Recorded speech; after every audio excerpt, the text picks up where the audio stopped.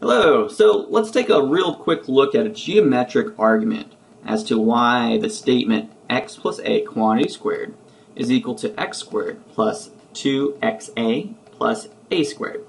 Now if you're taking algebra, you'll know that, well, we can work with the left side of the equation and you can break it up into x plus a times x plus a and go from there. However, I want to go into a geometrical argument as to why this works out, because it also helps paint, I think, a better picture as to what's really happening when we're doing math. Now, the left side, I'm working with the statement x plus a quantity squared. So what that represents, it's a square with lengths x plus a. So let me get that going here. Boom! That's not a square. Let's try that again. Love technology. There we go. We got a square. But we're going to have two terms in here, x, some quantity x and some quantity a. So now let me put in another square just to represent the x term. Now I could have a huge x or a little x, it really doesn't matter at all. So let's do a little x on this example. Finishing that off, I will have an extra square in this top corner, which I will, oh, that's actually pretty good. So it's pretty believable.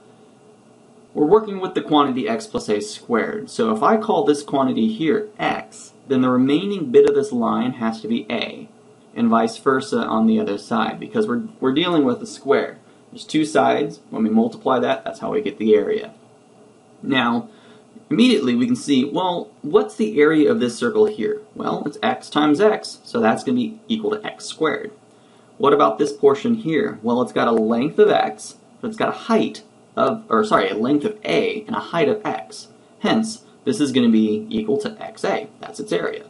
Same logic applies to this portion, this rectangle. And then finally this square here. Well, this length here is a, and so is this length there. So the area of that figure is just a squared.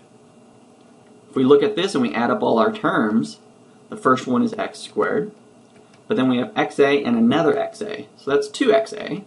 And then lastly we have our a squared left over. So we add them all together. And that's a visual / geometric approach towards proving why the quantity x plus a squared is equal to x squared plus 2xa plus a squared.